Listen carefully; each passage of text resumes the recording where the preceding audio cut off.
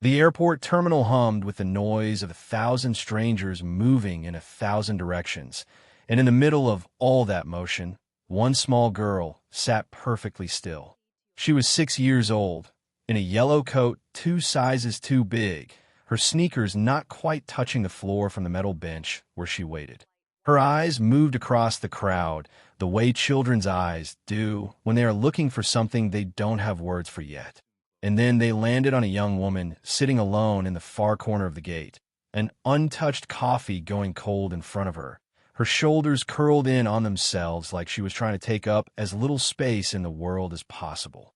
The little girl tugged on her father's sleeve. He was tall, dressed simply but expensively, the kind of man people noticed even when he didn't want to be noticed. His name was on the side of 3 buildings in this city alone, but none of that mattered in this moment because his daughter was looking up at him with the kind of question only children ask out loud. "Dad," she said, "why is she sitting alone?" He followed her gaze, and something about the woman in the corner, the way she wiped her eyes quickly, like she didn't want anyone to see, the way her hands trembled slightly around a coffee cup she wasn't drinking, caught him somewhere he didn't expect to be caught. He had walked past 100 strangers that morning without a second look. He didn't know why this one was different. He only knew that he didn't have an answer for his daughter, and that not having an answer bothered him more than it should have. "I don't know," he said quietly. "Let's go find out." Before this story goes any further, if you're already feeling something in your chest, hit subscribe, drop a comment with where you're watching from, and share this with someone who still believes love can start in the smallest, most ordinary moments. Now back to them. Her name doesn't matter yet, because for 3 months she had stopped being a name to most people and become a problem to be solved, a bill to be paid, a burden nobody wanted to carry. She was 25 years old.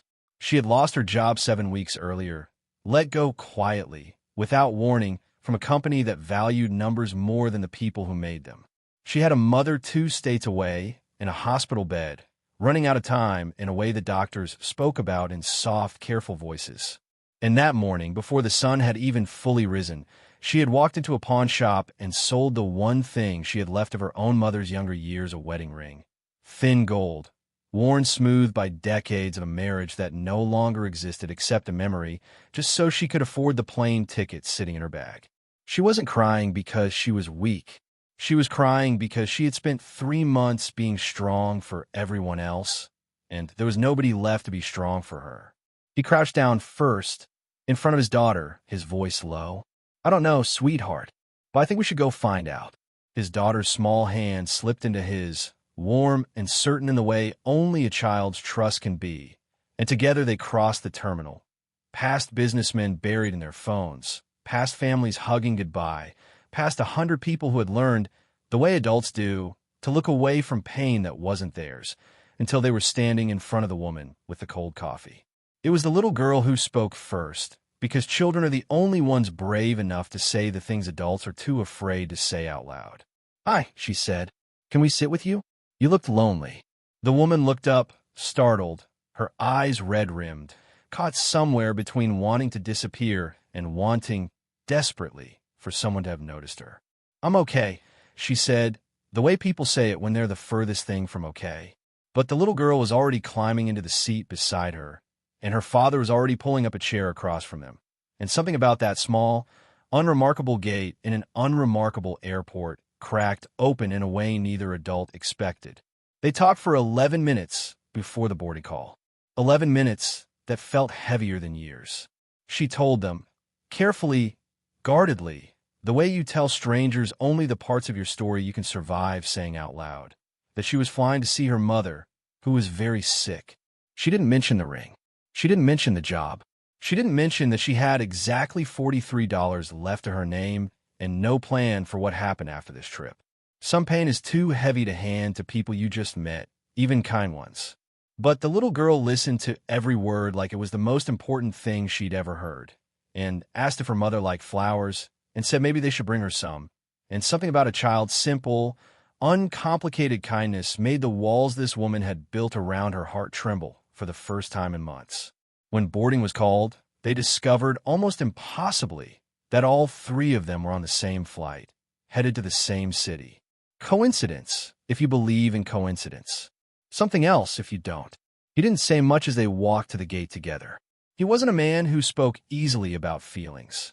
Not since his wife had died 2 years earlier. Not since he'd learned, in the cruelest way possible, that love could be taken from you without any warning at all. Since then it had just been him and his daughter, moving through a beautiful house that had somehow become too quiet. But he watched this stranger laugh softly at something his daughter said.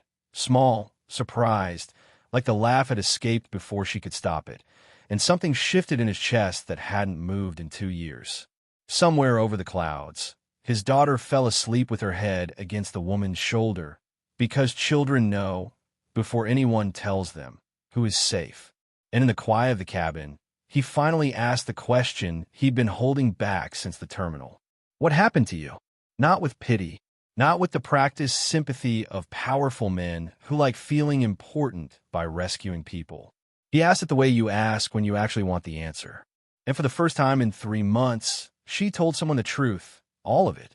The job, the mother, the ring, sitting in a drawer in a pawn shop now, worth $400, worth everything she had left. He didn't offer her money. That would have been easy, and easy wasn't what she needed. He just sat with her in the silence after she finished talking, letting her words exist in the air without rushing to fix them. And somehow, that was the kindest thing anyone had done for her in 3 months. I'm sorry, he finally said. Not because I feel sorry for you. Because you shouldn't have had to carry all of that by yourself. She looked at him, then really looked past the expensive watch, past the face she vaguely recognized from a magazine cover once, and saw just a man. Tired, careful with his words. Kind in a way he clearly didn't advertise. A father who pulled up a chair for a stranger because his daughter asked him to. The plane landed, and real life was waiting on the other side of the gate, the way it always is. Before they parted, he gave her his number, not as a businessman, not as a headline, just as a person who wasn't ready for the conversation to end. She almost didn't take it. Pride is a strange, stubborn thing, and hers had kept her upright through months of losing everything. But his daughter looked up with wide, hopeful eyes and asked, "Will we see you again?" And being asked, being wanted, being seen at all, broke through the pride just enough to let her say yes. 3 days later, in the early hours of the morning, her mother passed away quietly, without pain, the way you hope for the people you love. And when the hospital called, she was completely alone in a waiting room 3 states from home, no family left, no savings, no plan, holding a phone with one unfamiliar number saved in it.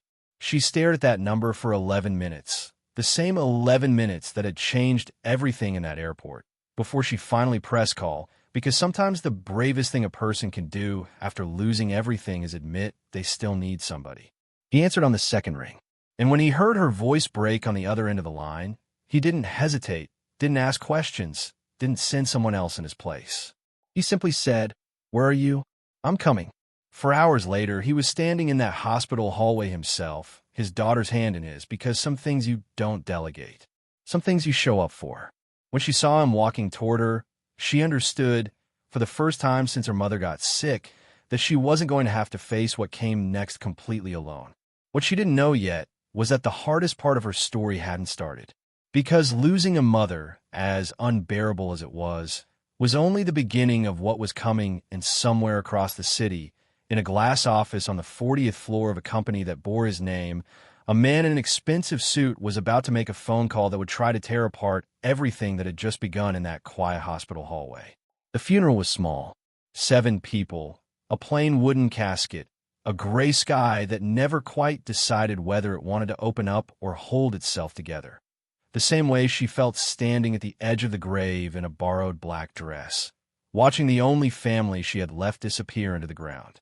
He stood a respectful distance behind her, not because he didn't want to be closer, but because he understood, somehow, that grief needs room to breathe before it can be shared. His daughter stood beside him in a small black coat, holding a single white flower she had picked out herself that morning, insisting it was the right one.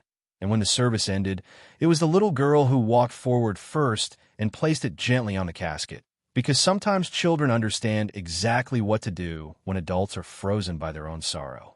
Afterward, there was nowhere for her to go. Her apartment lease had ended the week before, packed into 3 boxes now sitting in a storage unit she could barely afford. Her mother's house had been sold months earlier to cover medical bills that never stopped coming. She had planned, in the quiet, practical part of her mind that still functioned even in grief, to find a cheap motel for a few nights while she figured out the next impossible step. But when he offered, carefully, without pressure, the way you offer something to someone you're afraid might refuse out of pride, a guest room in his house, just for a few days, just until she had a plan, she was too tired, too hollowed out, to say no. The house was enormous in a way that should have felt cold, but somehow didn't. Maybe it was his daughter, running through the halls in socked feet, dragging the woman by the hand to see her favorite reading nook by the window. Maybe it was the quiet, careful way he moved through his own home, like a man who had learned that big, empty spaces don't fill themselves with money. They fill with people, or they don't fill at all. That first night, she sat on the edge of the guest bed and cried for almost an hour, not just for her mother, but for every month before that where she had been too proud, too tired, too alone to let herself feel any of it. And on the other side of the wall, without either of them knowing it, he sat awake too, staring at the ceiling, thinking about a woman he had known for exactly 4 days who had somehow made his house feel less like a museum and more like a home. The days that followed moved slowly, the way healing does. She helped his daughter with homework at the kitchen island. She learned, without meaning to, the rhythms of their life. The 7 a.m. school drop-off, the way he took his coffee black and forgot to eat lunch on bad days, the framed photograph on the mantle of a woman with kind eyes who used to be his wife, and who he never talked about unless his daughter asked. She didn't push. She understood grief now in a way she never had before, the way it lives quietly in the corner of a room until someone is ready to look at it directly. It was nearly 2 weeks in when the first crack appeared. She was in the kitchen one afternoon when his assistant arrived with a folder, and in the folder was a printed news article, days old, with her photograph pulled from an old employee badge and a headline designed to destroy rather than inform. It claimed she had been terminated from her previous company under suspicion of financial misconduct, a claim built from half-truths and convenient omissions, twisted just enough to look damning to anyone who didn't know the real story. She hadn't stolen anything. She had reported someone who had a senior executive skimming from client accounts, and instead of being protected, she had been quietly pushed out the door while he kept his office and his title, because that's how power protects itself when it's threatened by the truth. She hadn't told him any of this, not because she was hiding something shameful, but because she was hiding something painful, and there's a difference the world rarely makes room for. When he found the article on the kitchen counter that evening, his face went pale in a way she had never seen, and for one terrifying moment, she thought this was where it ended. The fragile, unnamed thing between them collapsing under the weight of a story it hadn't earned the right to survive. "Is this true?" he asked, and his voice wasn't accusing. It was afraid, the way a man sounds when he's terrified of the wrong answer. "Some of it," she said quietly, "not the part that matters." And then she told him everything: the executive skimming money, the report she filed that should have protected her, the quiet, ugly retaliation that followed instead, how she had been too afraid and too proud to fight back with no money and no lawyer against a company with both. He listened without interrupting, the same way he had on the plane, letting her words exist in the room without rushing to fix them. When she finished, he was quiet for a long moment, and then he said the only thing that mattered. "I believe you." But belief, it turned out, wasn't enough to stop what was already moving. Because the man behind that article wasn't a journalist chasing a story. He was a board member of her Billionaire's own company, a man named Whitfield who had spent years waiting for leverage against a CEO too principled to be bought and too private to be blackmailed the normal way. And he had just found, in a stranger from an airport, exactly the kind of leverage he'd been looking for. The board meeting was called for the following week, framed as a routine quarterly review, but everyone in that glass room on the 40th floor knew it was anything but routine. Whitfield stood at the head of the table with a folder of his own, thicker than the one that had already reached the kitchen counter, and inside it were photographs of her walking into the house, timestamps, questions about judgment, Questions about whether a man distracted by a personal scandal could still be trusted to run a company worth billions. It wasn't really about her. It had never been about her. It was about removing a CEO who refused to cut corners Whitfield had spent a decade trying to cut, and she had simply become the crowbar he needed to pry him loose. He fought for her in that boardroom the way he had never fought for anything in his professional life. Not with anger, but with a controlled, quiet fury that unsettled every person at that table more than shouting ever could have. He laid out the truth, the real story behind the retaliation she'd suffered, and made it clear that anyone who tried to use a grieving woman's pain as a weapon against him would find out exactly how far he was willing to go to protect the people he cared about. The vote to open a formal investigation into his leadership failed, narrowly, but Whitfield didn't look defeated when he left that room. He looked like a man recalculating, and men like that don't stop. They just change direction.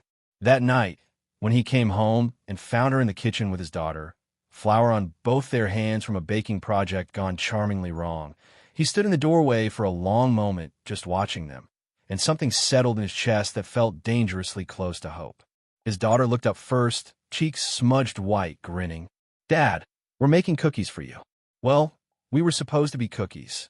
And in that ordinary, imperfect moment, in a kitchen that smelled like burnt sugar and something like a beginning, he understood that whatever Whitfield was planning next, he wasn't going to let it take this away from him. Not this time. Not again. But 2 floors below them, in a locked drawer in his own home office, sat a letter his late wife had written 18 months before she died. A letter he had never opened, never been ready to open, containing words that would eventually force him to choose between the man he had built himself into and the man his daughter needed him to become.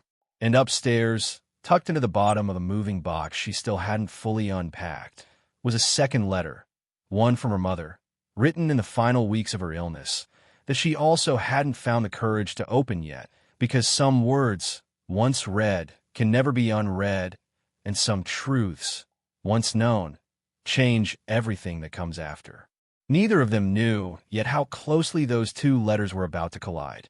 The letter in his office drawer had been there for 18 months, untouched, unopened, the envelope slightly yellowed at the edges from time rather than use. He had written her name on the front himself, back when the hospice nurse handed it to him with trembling hands, and said, "She wanted you to have this, but not yet. She said you'd know when." He never had. Every time he opened that drawer to file something else, he saw it sitting there, and every time he closed the drawer a little faster than the time before, because grief has its own gravity, and some days he simply didn't have the strength to be pulled into it. He thought about it now, though, more than he had in over a year, because something about the woman sleeping down the hall in his guest room had cracked open a door in him he thought had rusted shut for good. Upstairs, in the room that had slowly stopped feeling like a guest room and started feeling like something closer to hers, she sat on the floor beside a half-unpacked box, staring at an envelope with her own name written in her mother's shaking handwriting. The hospital had given it to her on the last day, folded in her hands by a nurse who said, "She wanted you to read this when you were ready, not before." She hadn't been ready. Not at the funeral, not on the plane, not in any of the weeks since. She told herself it was because she was still packing, still adjusting, still finding her footing in a stranger's enormous, echoing house. But the truth was simpler and harder to admit. She was afraid of what her mother might have written in those final weeks, afraid it would either break her completely or ask something of her she wasn't ready to give. She put the letter back in the box, beneath a folded sweater, the way you bury something you're not done being afraid of. Downstairs, the following morning, life continued in its deceptively ordinary rhythm. His daughter chattered through breakfast about a school project on the solar system, insisting that Saturn was clearly the best planet because of the rings, and demanding both adults agree with her before she would eat another bite of cereal. It was a small, silly argument, the kind that fills a house with warmth without either grown-up realizing how much they needed it. He watched the woman across the table laugh. Really laugh. Unguarded, the kind of laugh that hadn't existed in her 4 weeks ago, and he thought, not for the first time, that his house had started sounding different since she'd arrived. Less like an echo, more like a home. But peace, especially the fragile, newly built kind, rarely goes unchallenged for long. Whitfield did not waste time recalculating. Men who have spent decades clawing their way up corporate ladders rarely accept a single lost vote as a final answer. They simply look for a different door. And he found one 3 days later, in the form of a woman named Carla Voss, a former colleague of hers from the company she'd been pushed out of, someone she had once considered a friend, someone who was now 3 months behind on rent, and one phone call away from being offered more money than she'd ever seen in exchange for a story that wasn't entirely true. The story Whitfield needed was simple and cruel in its simplicity, that she hadn't been the whistleblower who exposed financial misconduct, but rather the one who had orchestrated it and had cleverly shifted blame onto a senior executive to protect herself, only to be caught and quietly removed before the truth could surface publicly. It was a lie built on just enough real detail to be believable: real names, real dates, a real company twisted just enough to turn a victim into a villain. And Carla, desperate and frightened and not entirely sure herself anymore what had actually happened all those months ago, signed the statement Whitfield's lawyer placed in front of her, because sometimes people don't choose cruelty, they simply choose survival, and those two things look identical from a distance. The story broke on a Thursday morning, timed perfectly to catch the business news cycle at its most attention-hungry hour. By 9 a.m., her photograph, the same old employee badge photo, was circulating across financial news sites with a headline dressed up as journalism but built entirely as an execution. Billionaire CEO's new love interest allegedly orchestrated corporate fraud, sources say. By 10 a.m., his phone had not stopped ringing. By 11, 3 major investors had requested emergency calls. By noon, his daughter's school had called to say 2 reporters had been spotted near the front gate, and could someone please come pick her up early. She found out the way most people find out they've been destroyed publicly. Not from someone telling her gently, but from stumbling across it herself, on her own phone, in the quiet of the guest room, her own face staring back at her under a headline built entirely out of lies. Her hands went cold. Her chest tightened in a way that made it hard to breathe. And underneath the fear was something worse, something that felt disturbingly familiar: the sinking certainty that she was, once again, about to lose everything because someone more powerful than her had decided her life was expendable. She was already packing when he found her. "What are you doing?" His voice was sharp with panic, though not directed at her, directed at the situation closing in around both of them.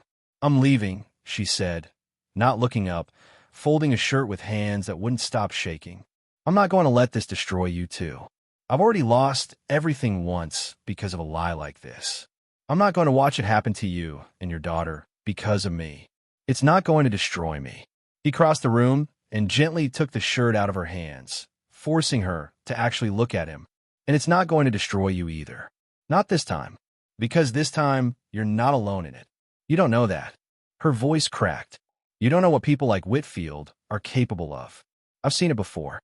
They don't stop until they've buried you completely." "Then we bury the truth deeper than his lies," he said, quiet and certain in a way that startled her. "But you have to trust me, and you have to stay." It was the word "stay" that undid her, because nobody had asked her to stay in a very long time. Everyone in her life, it seemed, had quietly, politely found reasons for her to go. The company that pushed her out, the apartment she couldn't afford, the mother who left this world without her, the ring that had to be sold, the life that kept asking her to pack up and disappear a little more each time. And here was a man, in the middle of a scandal, threatening to burn down everything he'd built, asking her to do the opposite. She stayed. But staying meant fighting, and fighting meant finally confronting the parts of her past she had spent months trying to outrun. That evening, after his daughter had been safely collected from school and settled in front of a movie with a bowl of popcorn she was too anxious to actually eat, the 2 adults sat at the kitchen table with his head of legal on speakerphone and a plan slowly taking shape between them. The truth, it turned out, still existed, buried but not destroyed. There had been an internal investigation at her old company, one that had quietly confirmed the executive's misconduct before political pressure buried the findings and pushed her out instead. Records existed. Emails existed. A junior compliance officer, someone who had seen the whole thing unfold and had stayed silent out of fear for his own job, still existed too, and might, if approached carefully and given enough protection, finally be willing to tell the truth. Finding him took 2 days. Convincing him took one difficult, tension-filled phone call, made not by lawyers or executives, but by her, personally woman to man, one person who had lost everything speaking to another who was terrified of losing his job for doing the right thing. She didn't threaten him. She didn't offer him money. She simply told him the truth about what the silence had cost her. The job, the ring, the year of her life spent rebuilding from nothing, and asked him quietly whether he could really live with letting it happen to her twice, in public on a national stage, when he held the one thing that could stop it. He agreed to talk, not to reporters, to lawyers, under oath, in a sworn statement that laid out exactly what had happened 18 months earlier. The misconduct, the cover-up, the retaliation against the one employee brave enough to report it. It wasn't loud. It wasn't dramatic. It was simply true, and truth, when it finally arrives, has a way of moving through a room like sunlight through a crack in a curtain. Quiet, but impossible to fully block out once it starts. The retraction came 5 days after the original story broke, buried on page for instead of the front page. The way corrections always are, smaller and quieter than the damage they're meant to undo. But it was enough. Enough for the investors to back off. Enough for the board to publicly distance themselves from Whitfield's maneuvering. Several members privately furious at being used as pawns in his personal vendetta. Enough, most importantly, for her to walk through the front door of that enormous house without flinching at the sound of her own name. But Whitfield wasn't finished. Men like him rarely accept defeat gracefully.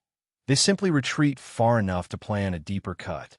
And 2 weeks later, sitting alone in his office long after the rest of the building had emptied out, he opened a different folder, one that had nothing to do with her past and everything to do with the CEO's. Because in the process of digging through her life looking for leverage, one of Whitfield's investigators had stumbled onto something else entirely.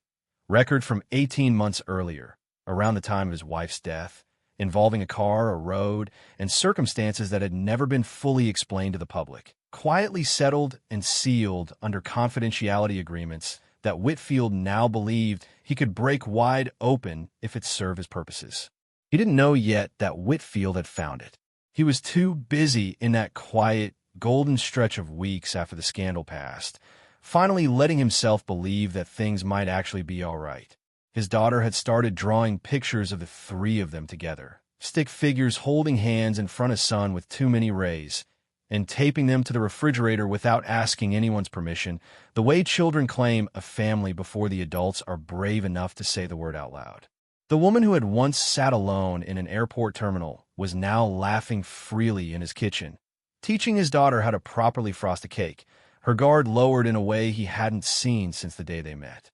One evening, after his daughter had fallen asleep on the couch during a movie neither adult had actually finished watching, they sat together on the back porch, the city lights glowing faintly in the distance. And for the first time, he told her about his wife.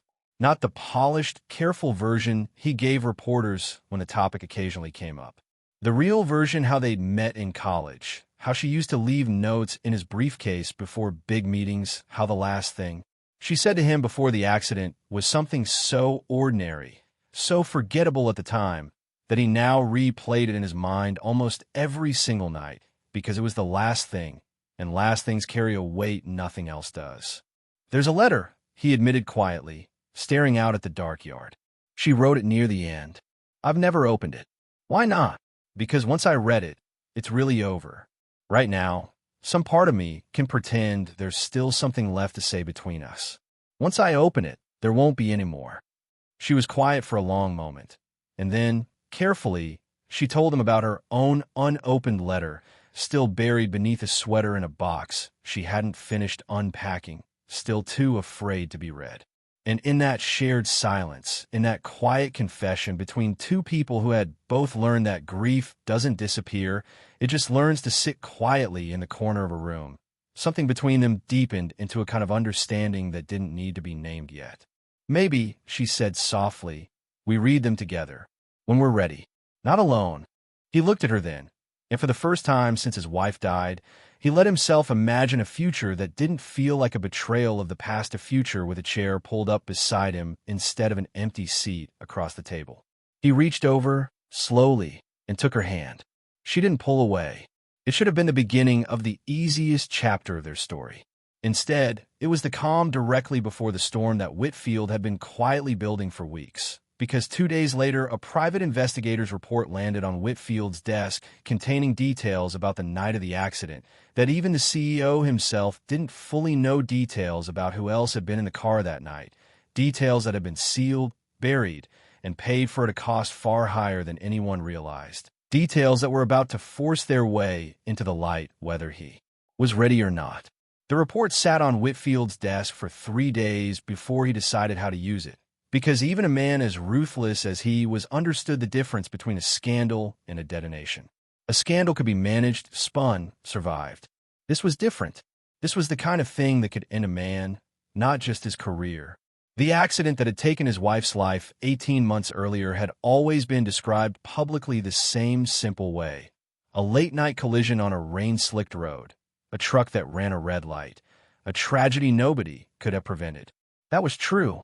Every word of it was true, but it wasn't the whole truth, and Whitfield's investigator had found the piece that had been carefully, quietly kept out of every report, every statement, every condolence card that arrived in the weeks after, the fact that his wife hadn't been alone in that car, sitting in the passenger seat, pulled from a wreckage with injuries that kept her hospitalized for 2 months afterward under a different last name, arranged and paid for through a private foundation to avoid press attention, was his wife's younger sister.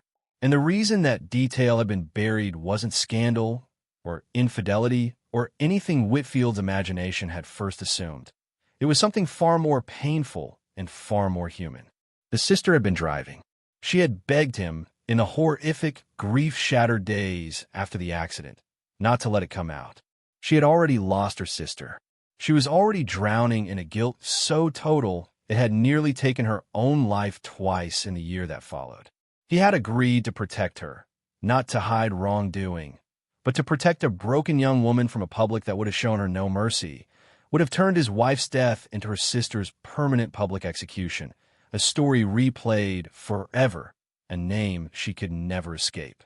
He had paid for her medical care, her therapy, her disappearance into a quiet life under her middle name in another state. And he had told no one, not the board, not the press, not even his own daughter, who believed, the way 6-year-olds believe, simple truths, that a truck had taken her mother and nothing more complicated than that. Whitfield didn't care about any of that. He cared about the headline.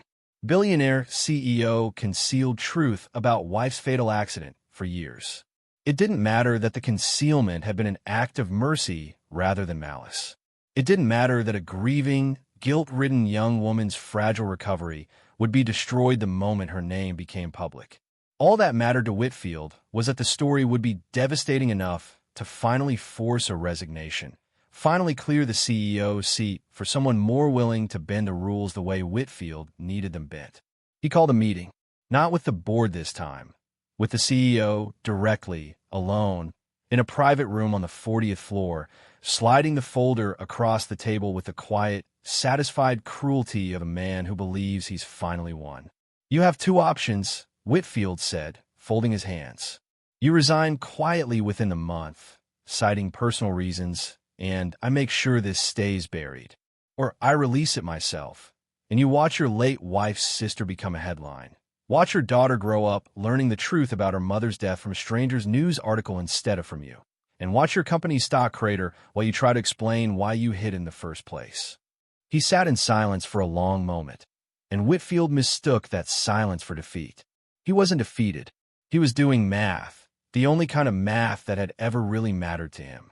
Not shareholder value, not stock price.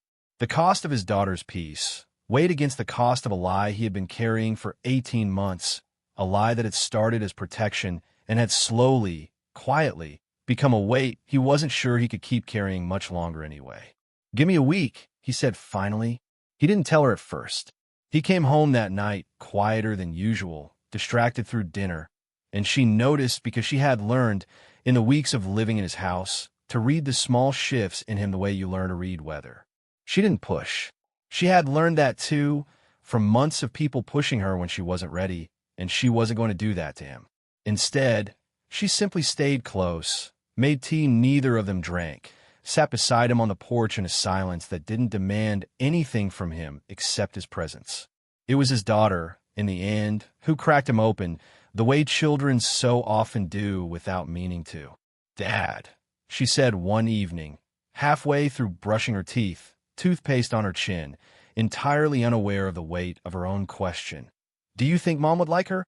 She pointed with her toothbrush toward the hallway, where the woman was folding laundry in the next room, humming something under her breath. He knelt down in front of his daughter, and something about the innocence of the question, the simple, uncomplicated love in it, finally broke the dam he'd been holding back for days. "I think," he said carefully, "that your mom would want us to be happy. And I think she'd want you to know the truth about her one day, when you're older, not because it's a bad truth, but because it's a real one, and real things, even hard ones, are worth knowing."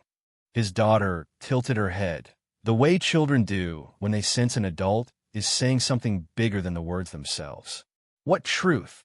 He didn't answer that night, but he made a decision, standing in that bathroom with toothpaste-smudged tile and his daughter's damp hair and the whole shape of his life balanced on a single choice.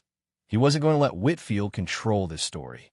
Not because he wasn't afraid, but because he was done building his life around fear, around what other people might do with the truth if he didn't get there first. The next morning, he called Whitfield's bluff in the only way that actually mattered, by getting there before him.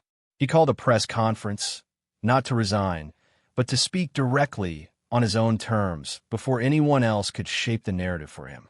But first, before any of that, he did the harder thing. He drove 3 hours to a quiet town where his wife's sister had been living under her middle name for a year and a half, and he sat across from her at a small kitchen table and told her that the truth was coming out, one way or another, and that he wanted her to hear it from him first, and that whatever happened next, he would stand beside her through it the way he had promised her sister he would. She cried for a long time, and then, quietly, she said something he hadn't expected. "I've spent 18 months hiding," she said. "Maybe it's time I stopped." She asked to be there when he spoke, not hidden, not protected by anonymity anymore. She said her sister, his wife, had spent her whole life believing that the truth, even painful truth, was better than a beautiful lie, and she wanted, finally, to honor that instead of hiding from it. The press conference happened on a Tuesday morning, and it was nothing like Whitfield expected.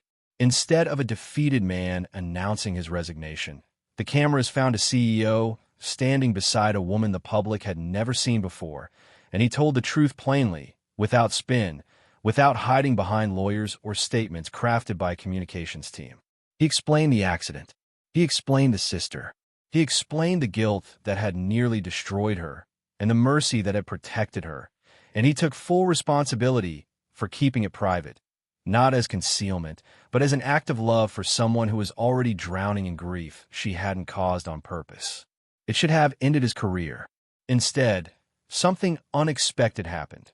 The story that broke wasn't a scandal. It was a portrait of a man who had quietly, privately, protected someone he loved at enormous personal cost, and the public, tired of billionaires who hid behind lawyers and denials, responded to honesty in a way none of Whitfield's calculations had accounted for. Stock dipped for exactly one day, then climbed higher than before. Whitfield, having overplayed his hand and been caught orchestrating a smear campaign using stolen private investigation material, found himself the subject of an emergency board vote instead. And this time, there was no narrow survival. He was removed within the week, his decade of quiet maneuvering finally, publicly unraveled by the very transparency he had tried to weaponize. That night, back at the house, after his daughter had fallen asleep exhausted from a day she didn't fully understand but had since was important, he and the woman sat together on the porch again. The same porch, the same city lights, but something between them entirely changed. "You didn't have to tell the whole world," she said quietly. "You could have found another way." "I didn't do it for the world," he said. "I did it because I was tired of being afraid of the truth. You taught me that, without even trying." He paused, turning to look at her fully. "That night in the airport. You didn't know it, But you were the one who noticed my daughter first, the way she looked at you. I think some part of me knew, even then, that something in our life was about to change. She reached into her bag without quite deciding to, and pulled out the envelope she'd been carrying for weeks, her mother's handwriting still steady and familiar across the front. "I think I'm ready," she said. "If you are." He went inside and returned a moment later with his own letter, the one that had sat in that drawer for 18 months, and they sat together in the porch light, two unopened letters between them, two people who had spent the last several weeks learning that love doesn't erase grief. It just gives you somewhere safe to carry it. They opened them at the same time. Her mother's letter was short, written in a hand that grew shakier toward the end, and it said, more than anything, that she had spent her whole life watching her daughter take care of everyone else first, and that her only wish, her only real wish, was that one day someone would finally take care of her back. "Let them," the letter ended. "You don't have to earn love, sweetheart. You just have to let it in." His wife's letter was longer, written in the calm, deliberate voice he remembered so well, and near the end, almost as if she had somehow known, it said this: "If something happens to me, I don't want our daughter to grow up in a quiet house. I don't want you to grow old alone in it either. Love again. Not to replace me, nothing could replace me. And I say that with a laugh, not sadness, but because our daughter deserves to see what real love looks like up close every single day. Pull up a chair for someone, someday. I mean that. You'll know when." He looked up at her then, tears in his eyes, and for a long moment neither of them said anything, because some moments are too full for words to hold. "She knew," he whispered. Somehow she knew. 6 months later, in the same airport terminal where it all began, the three of them stood together at a different gate, waiting for a different flight. Not a departure this time, but the start of something new, a small trip planned just for the three of them, the first of what they both hoped would be many. His daughter, older now by half a year and taller by an inch, held both their hands as they walked, swinging between them, laughing about something only she found funny. And as they passed a bench near the window, they saw another woman sitting alone, shoulders curled inward the exact same way, and his daughter stopped walking. She looked up at both of them, her small hand gripping tighter, and asked the question that had started everything. "Should we go sit with her?" He looked at the woman beside him, the one who had once been that stranger on the bench, and she was already smiling, already nodding, already reaching for his daughter's other hand. "Yes," she said softly. "I think we should." And together, the three of them walked across that terminal one more time, because sometimes the most powerful thing in the world isn't wealth or status or fear of what people might say. It's simply noticing the person no one else is looking at and choosing every single time to pull up a chair. The airport scene where she asked, "Should we go sit with her?" makes a clean ending, but there's a lot of real story sitting in the 6 months between the letters and that final walk through the terminal, the part where slow burn actually becomes something, where trust gets tested in smaller, quieter ways than a scandal. Let me go back into that gap and build it out properly. The morning after they read the letters, nothing looked different on the surface. The coffee maker still hissed the same way. His daughter still refused to eat her toast unless it was cut into triangles, not squares, a rule she had invented herself and enforced with total seriousness. But something had shifted underneath the ordinary, the way a house settles quietly after a storm nobody heard happen. She caught him looking at her once across the kitchen island. Not the way people look at something they're trying to figure out, but the way people look at something they've already decided is worth keeping. She didn't say anything. She just looked back and let the moment sit there between them, unhurried. They didn't rush into anything. That was the part neither of them said out loud, but both of them understood. That whatever this was, it deserved to be built slowly on solid ground, instead of grab it out of grief and gratitude and the strange intensity of everything they just survived together.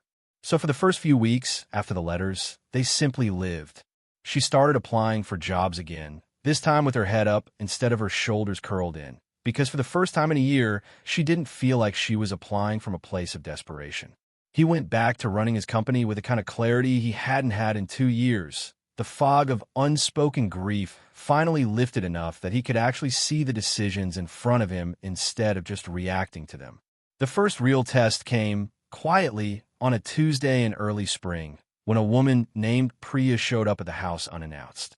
She introduced herself simply as an old friend of his late wife, someone who had known the family long before any of this began, and within the first 10 minutes of sitting in the living room with tea neither of them had asked for, it became clear that Priya had opinions about the woman now living in her friend's guest room. Opinions she did not intend to keep to herself. "You understand how this looks," Priya said carefully, once his daughter had been sent upstairs to play. "A young woman, no family, no job, moves into a billionaire's house within weeks of meeting him. People are already talking." He started to respond, sharp and immediate, but the woman beside him touched his arm gently, a silent request to let her handle this herself. "You're right to be protective of her memory," she said to Priya, steady, unflinching. "I want someone to be protective of mine too. But I'm not here for his money, and I'm not here because I planned any of this. I'm here because a 6-year-old asked her dad why I was sitting alone, and nobody had asked me that in a very long time." She paused. "I know what this looks like from the outside. I can't control that. All I can control is what's actually true. And the truth is, I love my mother. I lost my job because I did the right thing. And I met a little girl and her father on the worst day of my life who happened to be kind to me when kindness was the only thing I couldn't afford to buy. That's the whole story. There's no scheme underneath it." Priya was quiet for a long moment, studying her the way people study something they're deciding whether to trust. She would have liked that answer, she finally said, softer now. She never had patience for people who apologized for things they didn't do wrong. It wasn't an instant friendship, but it was a door left open instead of slammed shut. And over the following months, Priya became, unexpectedly, one of the people who showed up most for both of them, proof that grief, given room, doesn't have to calcify into gatekeeping. The second test was quieter and harder because it didn't come from outside the house, it came from inside her own chest. 3 months after the letters, she was offered a job. Not an extraordinary one, not headline-worthy, but real a compliance role at a mid-sized firm 2 states away, the kind of steady, respectable position she would have taken without hesitation a year earlier. She sat on the porch the night the offer came in, turning it over in her hands like a stone she wasn't sure whether to keep or throw. "I have to think about it," she told him when he asked, and something in her voice made it clear this wasn't really about the job. "You don't have to stay because of us," he said carefully, watching her face. "I need you to know that. Nothing about this, about me, about her, is supposed to be a cage. If you need to go build something of your own first, I'll still be here." It was, in its own way, the most romantic thing he had said to her in the entire 6 months, precisely because it wasn't romantic at all. It was an act of trust dressed up as permission to leave. And it was at the fact that he offered her a door instead of asking her to stay that made her realize with total clarity that she didn't want to walk through it. "I don't want the job," she said finally. "Not because I'm scared to leave. Because I don't want to build my life 2 states away from the people who make it feel like a life worth building." She turned the offer down the next morning, not out of dependency, but out of choice, which is a very different thing, and one she needed to prove to herself she was capable of before she could believe it herself. His daughter's role in all of this never faded into the background the way children sometimes do in adult love stories. If anything, it grew. She was the one who, one rainy afternoon at school pickup for months in, asked her teacher in front of the whole class if her new baby mom could come to the father-daughter dance instead, since her dad said maybe moms count too, and the whole conversation somehow made it back to him by the end of the day through 3 separate teachers, each one more amused than the last. It was the kind of small, unguarded declaration only a child could make, and it forced a conversation neither adult had quite been ready to have yet. Not about labels, but about what they actually were to each other, out loud, without hedging. That conversation happened on the porch again because it seemed, by then, that the porch had become the place where the real things got said. "I don't need a label," she told him, "but I need you to know I'm not going anywhere. Whatever this is, I'm in it, all the way in it." "Then let's stop pretending we don't already know what it is," he said, and reached for her hand the way he had that first night on the porch, except this time, neither of them let go for a long time. The proposal, when it came, wasn't extravagant. He didn't rent out a restaurant or hire a string quartet or drop a ring into a glass of champagne the way the tabloids might have imagined a billionaire would. It happened in the airport months before that final scene at the gate, at the very same terminal, the very same row of seats on the anniversary of the day they met. He told her they were picking up a friend of his daughter's from a flight, a small, unremarkable errand, and she didn't question it, because by then their life together was full of small, unremarkable errands that had somehow become the best part of her day. They sat down on that same bench, and his daughter, in on the plan for weeks and nearly bursting with the effort of keeping it secret, turned to the woman with wide, serious eyes and asked, "Can I ask you something important?" "Of course," she said, smiling, expecting some new invented question about planets or dinosaurs. "Will you be my mom? For real? Not maybe anymore." And before she could even process the question enough to answer, he was already kneeling in front of her, right there on the terminal floor, a small velvet box in his hand, people slowing around them the way people do when they sense they're witnessing something they'll want to tell others about later. "I know this isn't the most private place," he said, voice unsteady in a way she'd never heard from him before, "but I wanted to ask you here, in the exact spot where she asked why you were sitting alone. Because you're never going to sit alone again. Not if I have anything to do with it." She said yes before he even finished the sentence, laughing and crying at the same time, and his daughter threw both arms around her waist and shouted, "She said yes," loud enough that half the gate applauded, strangers who didn't know a single detail of the 18 months that had led to this moment, who only knew that something good had just happened in a place usually reserved for goodbyes. The wedding was small, held in the backyard of the house that had slowly, over a year, stopped being his house and started being theirs. Priya stood beside her as the closest thing to family she had left, having become, over the months, exactly that. His wife's sister came too, no longer hiding under a different name, sitting quietly in the second row with an expression that held grief and gratitude in the same breath, the way both can exist together without canceling each other out. His daughter, now 7, walked down the makeshift aisle first, scattering flower petals with the total seriousness of a child who understood this was the most important job she had ever been given. And when the vows were exchanged, it was she who was asked to hold both rings, because in every way that mattered, she was the one who had started all of it. It's tempting to end a story like this on the wedding, tied up neat with white flowers and applause. But the truest ending isn't the wedding.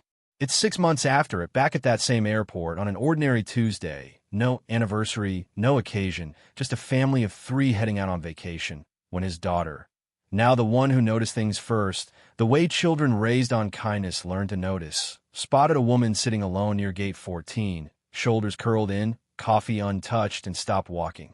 "Should we go sit with her?" And the woman beside him, the one who had once been exactly that stranger, didn't hesitate for even a second. "Yes," she said, already reaching for the little girl's hand. "I think we should, because that's what the whole story had really been about, underneath the boardrooms and the scandals and the letters and the ring. Not the money, not the headlines.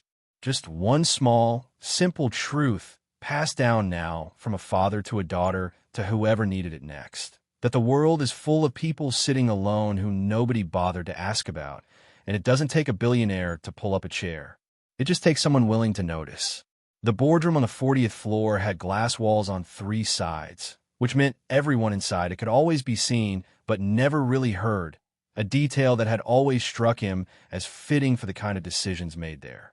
9 board members sat around the long table that morning, coffee going cold in front of most of them, the article about her still glowing on 3 separate laptop screens, even though the meeting had officially been called to discuss quarterly earnings. Everyone in the room knew that wasn't why they were really there. Whitfield stood first, which was itself a small act of aggression, because standing while everyone else sat was a trick he'd used for 20 years to make himself the tallest person in any argument. He didn't raise his voice. Men like Whitfield never needed to.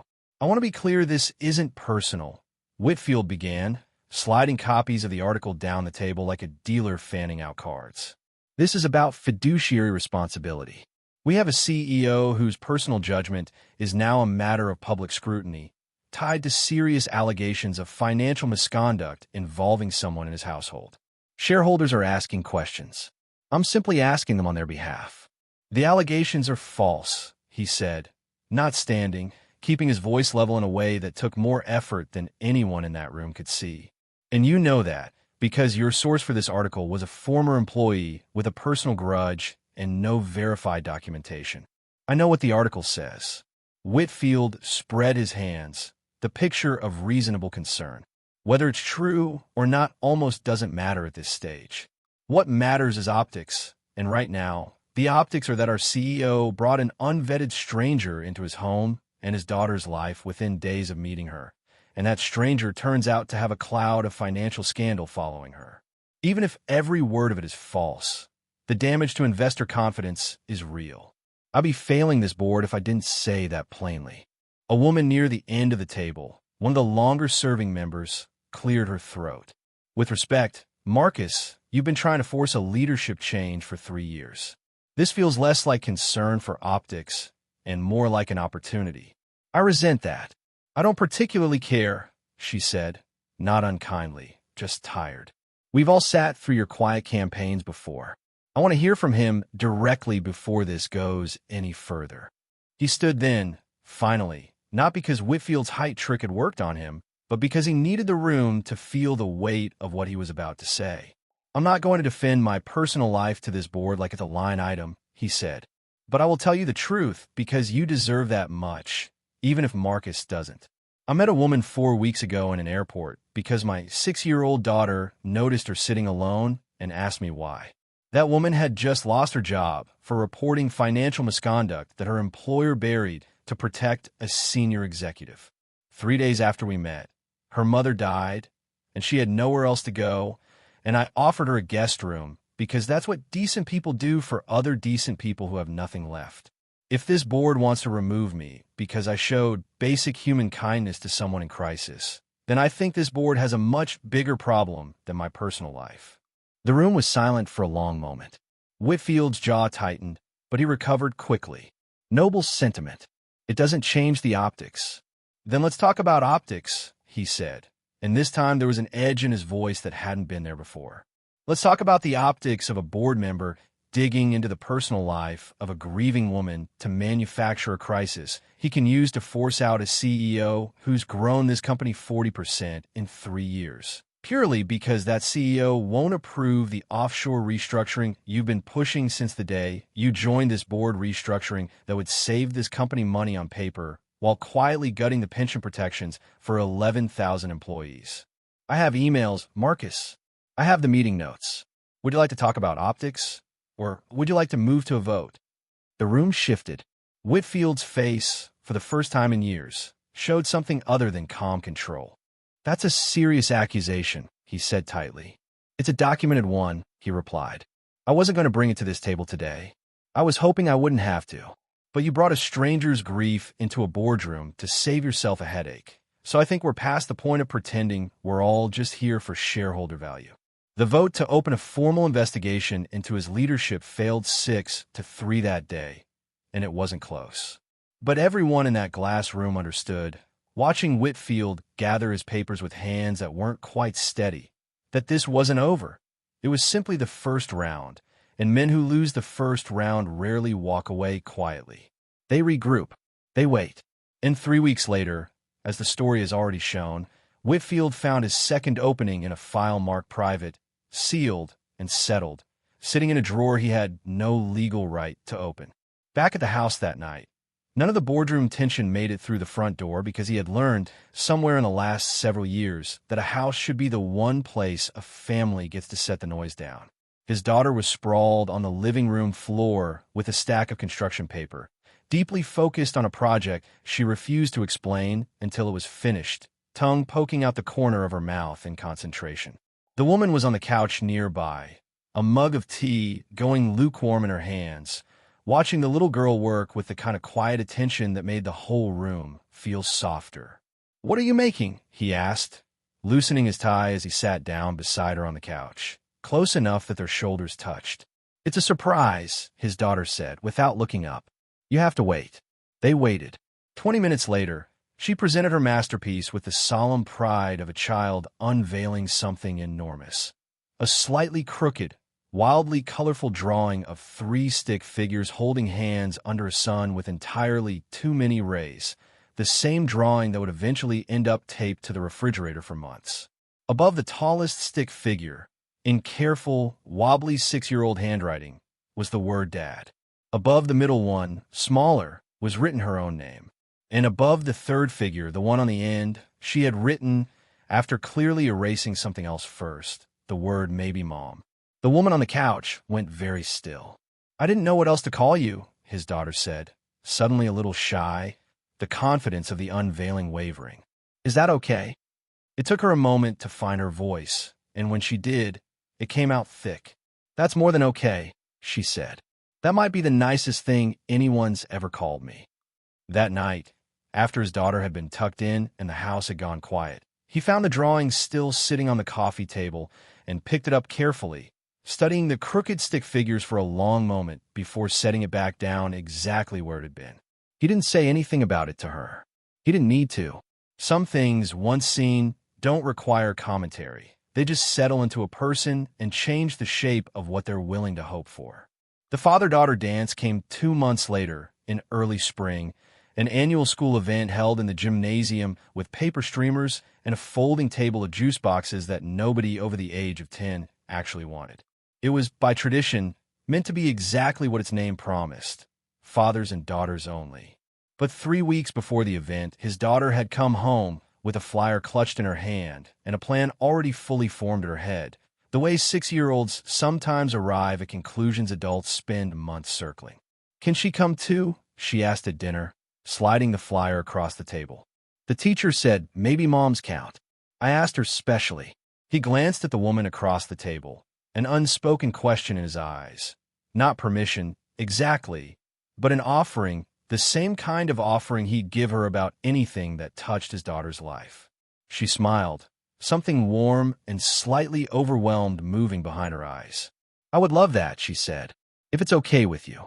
"It's more than okay," he said quietly.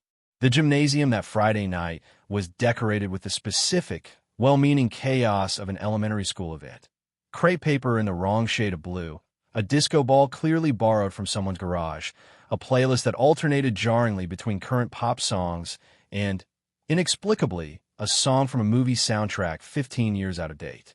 His daughter wore a dress she had chosen herself, insisted on picking out without help, and spun in circles in front of the mirror that morning until she declared herself, with total confidence, the fanciest girl in the entire school. Halfway through the evening, during a slow song neither adult particularly recognized, his daughter climbed up to stand on his shoes the way children do, small feet balanced on his, and reached one hand up toward the woman standing nearby, insisting, with the stubborn logic only a 6-year-old could deploy, that all 3 of them had to dance together because it wasn't fair for the maybe mom to just stand there. And so they did an awkward, laughing, slightly ridiculous 3-person shuffle in the middle of the school gymnasium under a badly hung disco ball, his daughter giggling uncontrollably every time she nearly fell off his shoes, the 2 adults' eyes meeting over the top of her head in a moment that felt, without either of them saying so, like the closest thing to a wedding rehearsal they'd have for another 8 months. Other parents watched, some smiling, a few clearly recognizing him from the news coverage weeks earlier and whispering behind cupped hands. But for the first time in longer than he could remember, he found he genuinely didn't care what anyone else in the room thought. There was only the small hand gripping his collar for balance, and the woman laughing beside him, and the strange, specific joy of an ordinary Friday night that had somehow become one of the best nights of his life.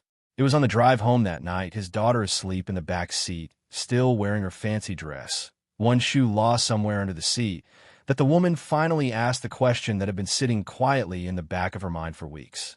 "Are you scared?" she asked softly, watching the streetlights slide across the windshield. "Of this?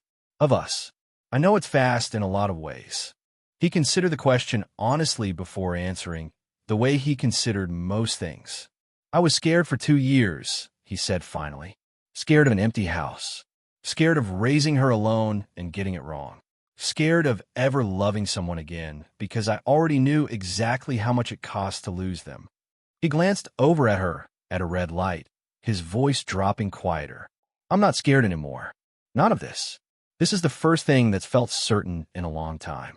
The The first night in the guest room, she didn't sleep. She lay on top of the covers, still in the black dress from the funeral because she hadn't had the energy to change out of it, staring at a ceiling that wasn't hers, in a house that wasn't hers, grieving a mother who was no longer anywhere at all. Somewhere down the hall, she could hear the faint murmur of a bedtime story being read in a low, careful voice, a father's voice, pausing every few sentences the way people do when they're reading to a child who's already half asleep and doesn't need every word anymore. She didn't know his daughter's favorite book yet. She didn't know most things about this house yet. She only knew that for the first time in weeks, she wasn't in a hospital hallway or a funeral home or an empty apartment being packed into boxes, and that small, strange fact felt like something worth noticing, even through the grief. Around midnight, she finally got up, quietly, and made her way down to the kitchen for water, moving carefully through the unfamiliar dark, unsure where the light switches were. She found him already there, sitting at the island with a single dim light on, a mug of tea in front of him that had clearly gone cold hours ago, his tie discarded somewhere, and his sleeves rolled up like a man who'd been awake for a while doing nothing but thinking. "Couldn't sleep either?" he asked, not looking surprised to see her. "No." She hesitated in the doorway. "I didn't mean to intrude. I was just getting water." "You're not intruding." He gestured to the seat across from him. "This is your house, too, for as long as you need it to be." She sat, carefully, still not quite sure of the rules of this strange new arrangement. For a long moment, neither of them said anything, and the silence wasn't uncomfortable so much as it was heavy with everything neither of them knew how to say yet. "Can I ask you something?" she said finally. "Why did you actually do this? The guest room, all of it. You don't know me. People don't usually do this for strangers."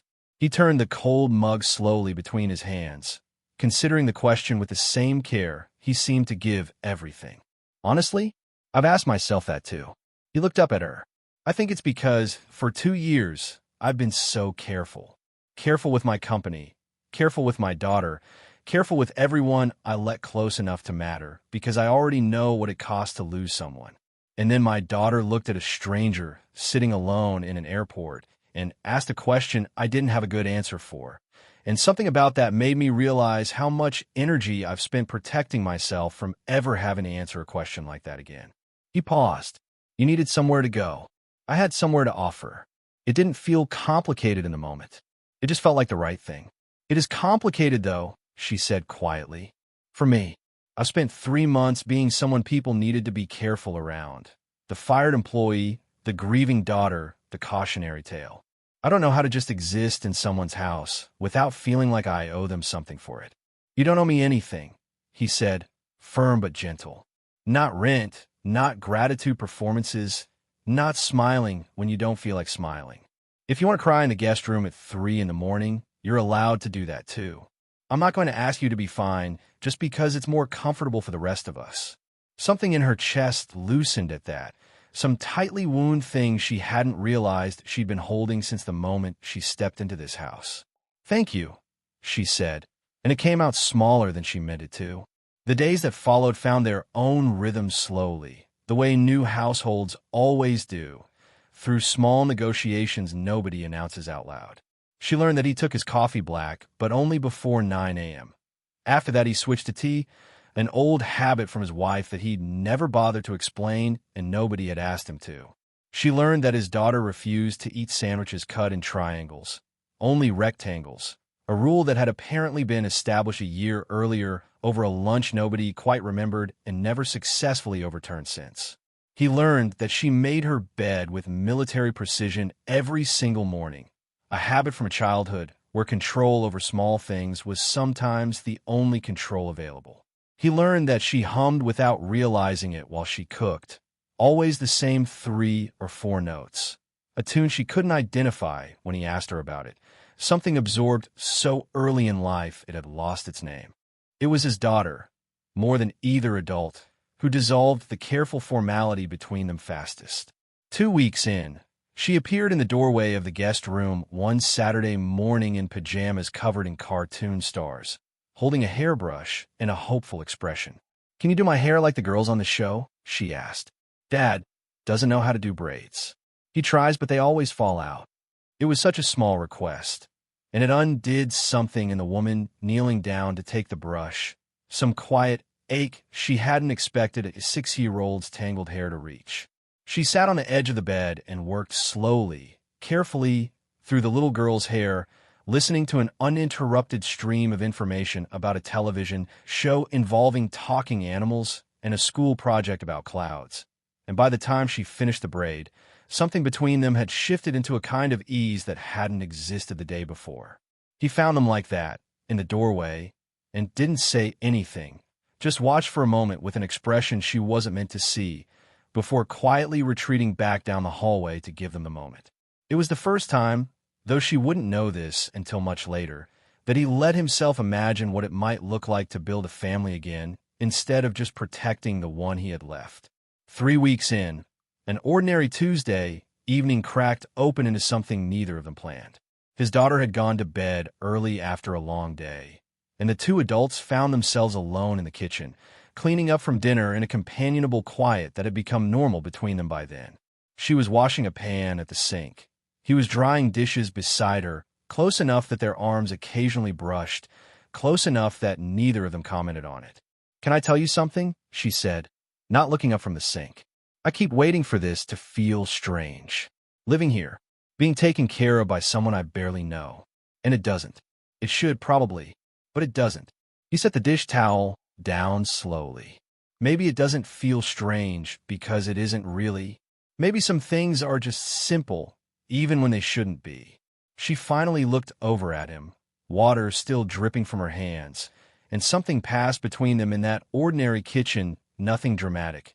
No music swelling, just two tired, grieving people recognizing something true in each other's faces. He reached over and gently took the dish towel from where he'd set it down, drying her hands the way you'd care for something fragile, and neither of them said anything else that night, but both of them understood, without needing to name it yet, that whatever this was, it had already stopped being simple hospitality weeks ago. Priya arrived on a gray Tuesday afternoon in early spring, 3 weeks after the news of the accident's full details had finally settled. Unannounced, standing on the front step with the particular posture of a woman who had rehearsed what she planned to say the entire drive over. She was elegant in an understated way, silver threading through dark hair pulled back severely. And when the woman opened the door, Priya's eyes moved over her with an assessment so quick and so thorough it felt almost surgical. "You must be your," Priya said, not unkindly, but not warmly either. "I'm Priya. I am, a friend of the family. May I come in?" She led Priya into the living room, sent his daughter upstairs with a promise of extra screen time that felt slightly like a bribe, and by the time he arrived home 20 minutes later, the two women were seated across from each other with tea neither had touched, the air in the room tight with something unspoken. "Priya," he said, surprised, crossing the room to embrace her briefly. "I didn't know you were coming." "I didn't plan to," Priya admitted, settling back into the chair. "But I heard things about the article. About," she gestured vaguely toward the woman sitting across from her, "all of this. And I thought someone who actually knew your wife should come see for herself what's happening in this house."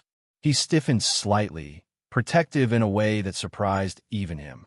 "Priya, let me finish," Priya said, holding up a hand, though her eyes stayed on the woman across from her, not on him. "I'm not here to make a scene. I'm here because I love my friend, and I've spent 2 years watching her husband grieve so carefully, so quietly, that I worried he'd forgotten how to actually live again. And now, suddenly, there's a stranger in her house, in her daughter's life, within weeks of meeting her, and I think I have the right to ask some hard questions before I decide how I feel about that." "That's fair," the woman said quietly, before he could respond. "Ask me anything." Priya studied her for a long moment, clearly recalibrating whatever speech she prepared on the drive over. "All right. Why him? Why now? You lost your mother 3 weeks ago. You lost your job before that. And now you're living in a mansion with a billionaire and his daughter. And I think any reasonable person would wonder whether grief and desperation are doing some of your decision-making for you." "They probably were, at first," she admitted, without flinching. "I won't pretend I had some grand plan when I sat down on that plane. I had $43 and nowhere to go. But I want to be very clear about something. Priya, I didn't ask for any of this. I didn't ask for a guest room, or a job offer, or anything else. He offered, and I was too exhausted and too alone to refuse. If you're asking whether I plan to fall in love with a man because it was convenient, the answer is no. I would have taken the exact same 11 minutes at that airport gate, whether he was a janitor or a CEO, because in that moment, all I saw was a little girl who noticed I was hurting when nobody else in that entire terminal had bothered to look up from their phones. The room was quiet. Priya's expression shifted, something in her posture softening almost imperceptibly. She would have liked that answer, Priya finally said, echoing what she would say again, months later, though neither of them knew that yet. My friend, I mean. She had no patience for people who perform grief instead of just having it. She looked over at him, something gentler in her face now. You look lighter than you have in 2 years. I noticed at the moment I walked in, before either of you said a word. I don't know if that's her doing, she nodded toward the other woman, or just time finally catching up with you. But I'm not going to stand in the way of whatever this is. I just needed to see it for myself. She stayed for dinner that night, at his insistence. And by the time she left, something had genuinely shifted. Not friendship yet, not fully, but the door that had been closed and locked when she arrived was now, unmistakably, standing open. Now, the wedding day itself, which deserves more than a paragraph. The morning of the wedding was overcast but dry, the kind of soft gray light that photographers secretly prefer because it flatters everyone equally. The backyard had been transformed over the previous 2 days, not with the excess anyone might expect from a man of his means, but with something quieter and more deliberate. String lights woven through the old oak tree in the corner of the yard. Simple white folding chairs arranged in modest rows. A small arch, handmade rather than ordered from a catalog, because his daughter had insisted on helping decorate it herself with ribbons she'd chosen at the craft store, taking the job with the same fierce seriousness she brought to everything that mattered to her. In one upstairs room, the woman stood in front of a mirror in a dress that wasn't extravagant, simple ivory fabric that had belonged in an earlier design to nobody famous at all. She'd chosen it specifically because it felt like her, not like a performance of what a billionaire's bride should look like. Priya stood behind her, fixing a stray piece of hair with the careful attention of someone who had, over the past year, become something between a mentor and a friend. You look like you belong in this family, Priya said quietly, meeting her eyes in the mirror. Not because of the dress, because of everything underneath it. Downstairs, in a different room, his daughter, now 7, stood in front of her own mirror in a small white dress with flowers already slightly crushed from being hugged too many times that morning, practicing her flower-scattering technique with the gravity of a soldier preparing for deployment. I have to do it right, she informed her father, who was crouched in front of her, adjusting a small crown of flowers threatening to slide off her head. It's the most important job. It is, he agreed solemnly. Maybe the most important job in the whole wedding. More important than yours? She asked, eyebrows raised in genuine skepticism. Much more important than mine, he confirmed, and she beamed, satisfied, before throwing her arms around his neck in a hug that nearly knocked him backward. The ceremony itself was small. 40 guests, no press, no cameras beyond one hired photographer sworn to privacy, no headlines waiting to be written. His wife's sister sat in the second row, having stepped fully back in her own name and her own life over the past year. Her presence there a quiet testament to how far all of them had come from the darkest version of that story. Whitfield, of course, was nowhere near the guest list, having been gone from the company and largely from public life since the board's decision months earlier, a footnote now in a story that had grown into something much larger than his attempt to destroy it. When his daughter walked down the aisle first, scattering petals with the focused precision of someone who had rehearsed this in the hallway mirror for 2 weeks straight, several guests were already reaching for tissues, and by the time the woman appeared at the top of the aisle, the entire yard had gone soft with quiet, collective emotion. He didn't try to hide the tears on his own face as she walked toward him. Some things, he'd learned over the last year, weren't worth hiding anymore. The vows were simple. He spoke about airports and empty chairs and a daughter braver than he'd ever been. about letters that arrived exactly when they were needed and grief that had somehow made room for more instead of less. She spoke about 11 minutes that had felt longer than years, about a little girl's question that had cracked open a door she thought had closed forever, about learning, finally, after a lifetime of taking care of everyone else, what it felt like to be the one someone showed up for. When it came time for the rings, it was his daughter who stepped forward, holding the small pillow with both hands like it contained the most important cargo in the world, and the officiant, smiling, asked her formally if she had anything she'd like to add before the exchange. She thought about it seriously for a moment, the whole yard waiting, and then she looked between the two adults in front of her and said, simply, I just think everybody should get a chair pulled up for them sometime. That's all. The reception moved into the same backyard as the ceremony once the chairs were cleared and long tables appeared, strung with the same soft lights, now glowing properly against the dimming evening sky. Somewhere a small band played something low and unhurried, and the smell of food mixed with cut grass and the particular electricity of day everyone in attendance understood they'd remember for years.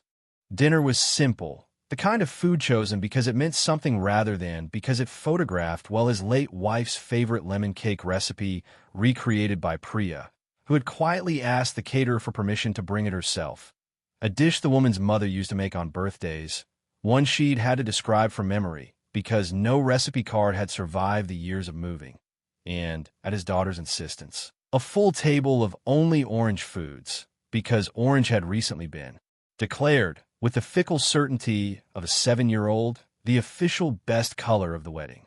When it came time for toasts, Priya stood first, glass in hand, and the yard quieted in the particular way crowds do when they sense something important is about to be said.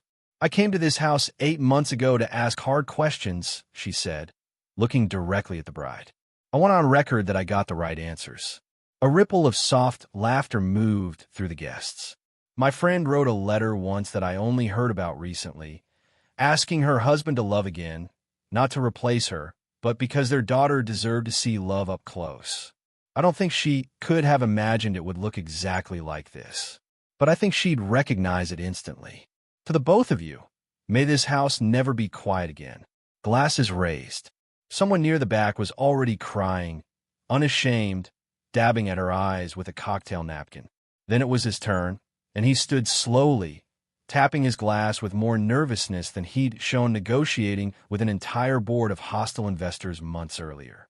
He looked first at his new wife, then down at his daughter, seated between them in a chair slightly too big for her, swinging her feet and watching him with rapt, serious attention, the way she watched everything that mattered to her. I used to think strength meant not needing anyone, he began, voice a little rough. I built a company on that idea. I ran a house on it too, after I lost my wife, kept everything so controlled, so careful, that I forgot control isn't the same thing as safety. It took a 6-year-old, sitting in an airport, asking a question I didn't have an answer for, to remind me that noticing someone, really noticing them, is the bravest thing any of us ever do. He looked down at his daughter. You saw her first, before I did, before anyone in that whole terminal did. I want you to always be the person who notices sweetheart, because it turns out that's how the best things in life actually begin. Not with plans, not with money, just with someone brave enough to ask, why is she sitting alone? He turned back to his wife, throat tight. You didn't just save yourself that day by getting on a plane. You saved this house. You saved both of us in ways I don't think you'll ever fully understand, because you brought something back into these walls that I thought had left for good. I love you. Both of you. He glanced at his daughter again, correcting himself with a small, warm laugh. All 3 of us, I mean. Someday, hopefully more than 3. His wife pressed a hand to her mouth, tears slipping freely now, and his daughter, misunderstanding nothing at 7 years old, tugged on her father's sleeve with sudden urgency.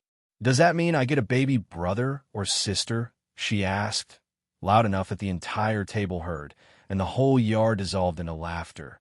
The tension of the moment breaking into something lighter and easier, exactly the way a 7-year-old's perfectly timed interruption tends to do.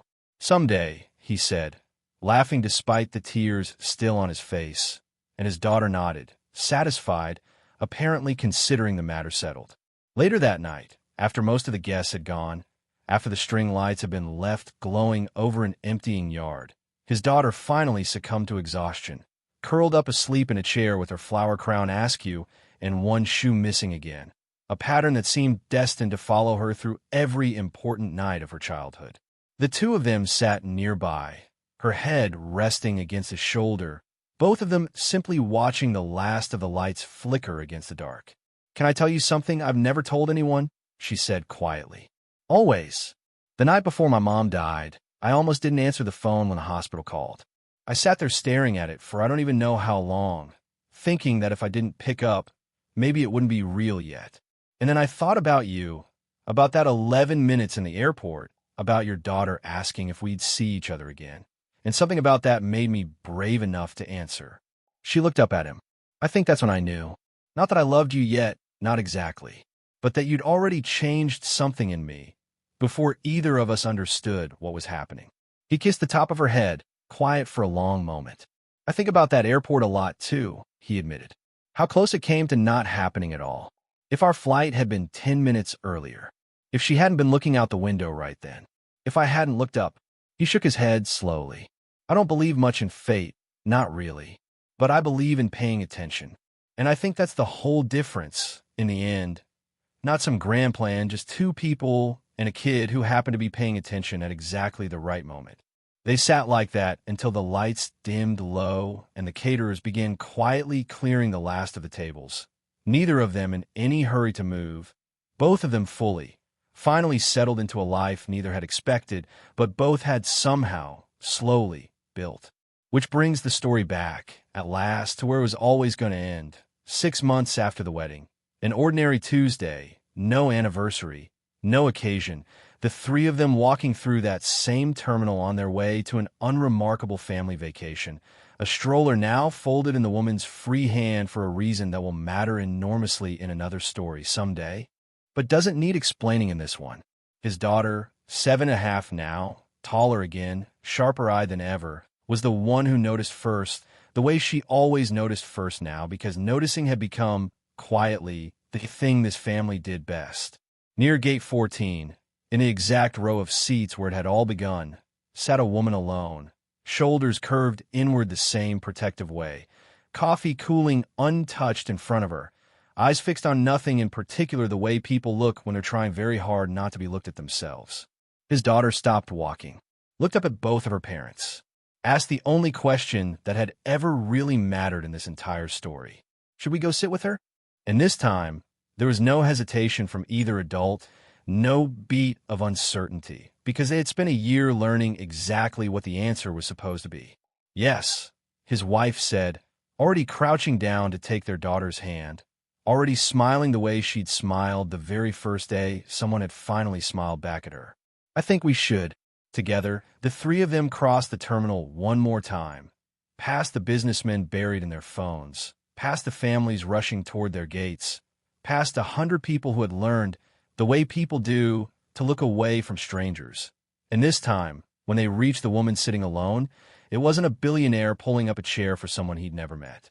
It was a family, doing what they'd learned in the hardest and most beautiful year of their lives, that families are actually for.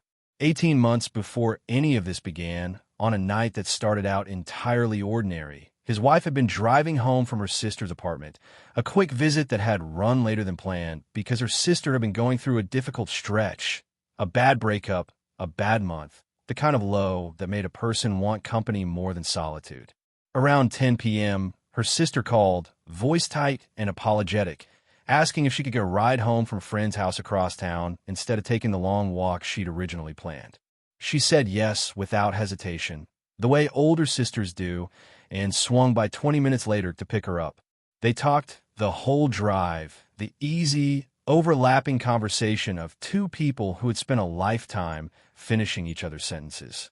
At some point, at a red light 2 miles from home, her sister, exhausted, distracted, replaying the breakup conversation in her head for the 100th time, asked if she could drive the rest of the way, just to feel like she was doing something instead of just being taken care of for once. It seemed like such a small thing. She'd handed over the keys at the next stop sign without a second thought, because that's what trust between sisters looks like, ordinary, unremarkable, the kind of gesture that means nothing until, suddenly, it means everything. 6 minutes later, in an intersection 2 blocks from home, a truck ran a red light at full speed and struck the passenger side of the car's side. The impact was catastrophic and immediate. Her sister, in the driver's seat, walked away with a broken arm and injuries that would take months to heal but would eventually heal. She did not. In the chaos of the hospital that night, in the blur of police reports and grief that hadn't even had time to become real yet, her sister had grabbed his hand in a waiting room not unlike the one he would stand in 18 months later for someone else, and had said, through hysterical, guilt-shattered sobs, that she couldn't survive it becoming public that she'd been driving. Not because she was trying to escape responsibility, the accident wasn't her fault. The police report made that unambiguous. The truck had run the light, but because she knew, the way people who've grown up around wealth and scrutiny know, that the story would twist regardless of the facts. That some tabloid would ask why the sister was driving. That someone would suggest, however baselessly, that grief and blame would follow her for the rest of her life regardless of what the report said. That she would become, forever, the woman who was driving the car that killed her own sister, no matter how many facts stood between that sentence and the truth of it. He hadn't hesitated. In the rawest, most disoriented hour of his life, with his wife not yet 12 hours gone, he had made a decision that would define the next year and a half to protect her the way his wife would have protected her, quietly, completely, at whatever cost. The foundation. The false name. The therapy paid in cash through intermediaries. It wasn't concealment born of shame. It was the last gift he could give his wife, protecting the sister she loved more than almost anyone, even from beyond the moment she'd been taken from all of them. He never told his daughter the details, not because he intended to lie to her forever, but because a 4-year-old, and later a 5-year-old, and later a 6-year-old didn't need to carry the full architecture of that night. He'd always planned to tell her the truth eventually, when she was old enough to hold it without it breaking her. He simply hadn't planned on Whitfield forcing the timeline forward by over a decade.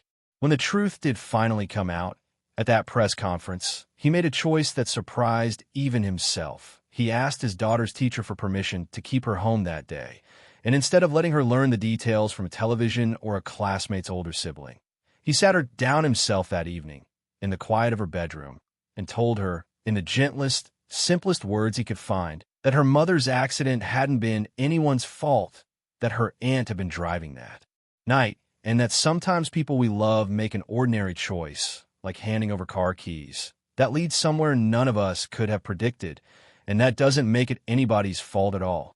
His daughter had been quiet for a long time, processing it the careful, serious way she processed everything important. "Is Aunt Mira sad?" she finally asked, the first time he realized his daughter had somehow, quietly, over the years, already known her aunt's real name despite everyone's careful efforts to hide it, the way children always seem to know more than the adults around them assume. "Very sad," he admitted. "She's been sad for a long time." "Then we should tell her it's okay," his daughter said, with the total, uncomplicated clarity only a child possesses. "Everybody makes mistakes with car keys sometimes. That's not the same as being bad." It was, in its own small way, more grace than the entire adult world had managed to extend in 18 months of silence and secrecy. And when he repeated those words to Mira 3 days later, sitting across from her at that same small kitchen table, where he'd first told her the truth was coming, she cried harder than she had at any point since the accident itself. Not from grief this time, but from something closer to release. Now, the epilogue, a year further out from the wedding. 2 years after that first afternoon in the airport terminal, the house that had once echoed with careful, controlled silence had become something entirely unrecognizable from what it used to be: louder, messier, fuller in every sense of the word. A baby's laugh now carried down the same hallway where a 6-year-old had once climbed into her father's lap. A younger sibling, not yet 2, had taken to following his older sister everywhere with a fierce, wobbling determination toddlers reserve for the people they've decided, immediately and permanently, to worship. His daughter, 9 now, had taken her role as older sister with the same total seriousness she brought to every important job in her life, appointing herself official teacher of all things: how to stack blocks, how to properly hold a crayon, how to notice above everything else when someone nearby seemed sad and needed a chair pulled up beside them. It had become something of a family motto by then, repeated so often it had lost its edges and simply become a way of moving through the world. Pull up a chair. Whispered at school when a classmate sat alone at lunch. Said out loud in restaurants when an elderly man ate dinner by himself in the corner booth. Written, misspelled, and earnest into a school assignment about family values that made her teacher call home just to say she'd had to step out of the classroom to compose herself after reading it. Mira had become, by then, less of a secret and more of an aunt in the fullest sense of the word. Regular Sunday dinners, a standing invitation that never went unused, a woman who had spent 2 years rebuilding herself out of guilt and had emerged, slowly, into someone who could finally look at her niece and nephew without flinching from the weight of what her sister had never gotten to see. She was dating again, tentatively, a quiet, kind man from her support group who understood grief without needing it explained. And on the good days, and there were finally consistently good days, she looked like a woman who had survived something rather than one still drowning in it. Priya remained exactly what she'd promised to become that first tense afternoon in the living room, not just a friend, but something closer to family, showing up for every birthday, every school play, every ordinary Tuesday that needed an extra set of hands. She had become, in her own quiet way, the keeper of stories about the woman none of the children would ever meet, the one who made sure his late wife's laugh, her favorite songs, her particular way of tilting her head when she was amused, never fully disappeared from a house that had, in every healthy way, moved forward without leaving her behind. And the company that had nearly become a battlefield in the middle of all of this had settled, in the 2 years since Whitfield's departure, into something he was quietly proud of in a way he hadn't been in years. Growth without the corners Whitfield had always wanted cut. A board that finally trusted him, not because he'd won some political maneuver, but because he'd shown them, publicly and at real personal cost, exactly what kind of man he was when the pressure was highest. On the second anniversary of the day they'd met, they found themselves back at the same airport, not for any special occasion, just a family trip, the kind that had become almost routine by then. 3 kids' bags and 1 stroller, and the particular chaos of traveling with young children stretched across the check-in counter. His daughter, older and taller and sharper-eyed with every passing year, still walked a half step ahead of everyone else, scanning the terminal the way she always did now, out of habit as much as instinct. Near the same row of seats by Gate 14, because it was always Gate 14, some strange, quiet magnetism pulling them back to it every single time they passed through this airport, sat an elderly man alone, a small photograph clutched in his weathered hands, dressed in a suit slightly too formal for a Tuesday afternoon flight, eyes red-rimmed in a way that suggested recent, private grief. His daughter stopped walking, the way she always stopped walking, and looked up at both her parents with the same question that had, by now, become less a question and more a ritual, a small sacred thing this family did instinctively, the way other families said grace before dinner or kissed goodnight. Should we go sit with him? And without hesitation, without a single beat of doubt, both parents were already moving toward the empty seats around him, already pulling up chairs, already teaching the youngest of the 3 children, too small yet to understand any of it, exactly what this family had learned in an airport terminal 2 years earlier and had never once forgotten since. That the world is full of people sitting alone, waiting for someone, anyone, to simply notice them. And that noticing, it turns out, is the whole story. It always was. That night, after they landed and settled into the hotel room for their short trip, his daughter couldn't fall asleep right away, the way children often can on the first night somewhere unfamiliar. She padded out of the adjoining room in her pajamas and climbed onto the end of her parents' bed, where her father was still scrolling through work email he'd promised, and mostly failed, to ignore on vacation, and her stepmother was reading with the baby monitor propped on the nightstand. "Dad," she said, echoing, without realizing it, the exact tone of voice she'd used 2 years earlier in that terminal. "Can I ask you something?" He set the phone down immediately, the way he always did now when she used that particular voice. "Always. Do you think that man we sat with today is okay? The one with the picture. He and his wife exchanged a glance over the top of her head. The man had been flying to a funeral. They'd learned in the 20 minutes they spent with him a wife of 41 years, gone after a long illness, and no children of his own to travel with him. By the time their flight was called, he had thanked them so many times it had become almost embarrassing, and had asked quietly, almost shyly, if he could have their names because he said he wanted to remember, for the rest of whatever time he had left, that strangers still did things like this. "I think," his wife said gently, reaching over to smooth his daughter's hair back from her face, "that he's a little more okay tonight than he was this morning. And that's because of you." "Because I noticed," his daughter said, half question, half statement, testing the shape of an idea she'd clearly been turning over all evening. "Because you noticed," her father agreed. "That's the whole thing, sweetheart. That's always been the whole thing." She seemed satisfied with that, the way she was usually satisfied once an idea had been properly confirmed, and within a few minutes she'd fallen asleep sideways across the foot of the bed, one arm flung out, exactly the way she used to fall asleep on airplanes when she was small enough to be carried off them. Her father carried her back to her own bed anyway, out of habit more than necessity, and tucked the blanket around her shoulders the way he had every night for 9 years, through grief and rebuilding and everything in between. Before he turned off the light, he stood in the doorway for a moment, watching her sleep, thinking about an airport terminal 2 years earlier and a question he hadn't had an answer for, in a life he could never have designed on purpose if he'd tried. He thought about his late wife's letter, still folded in his desk drawer at home, not hidden anymore, just kept, the way you keep something sacred instead of something painful.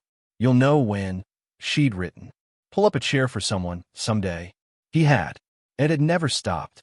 He turned off the light, and down the hall, in the room where his wife was waiting, their youngest finally asleep in the portable crib between them, he climbed into bed beside the family his daughter's question had built, and understood, the way you understand something only after living inside it long enough, that the story had never really been about a billionaire or a woman sitting alone, or even the empire that surrounded them.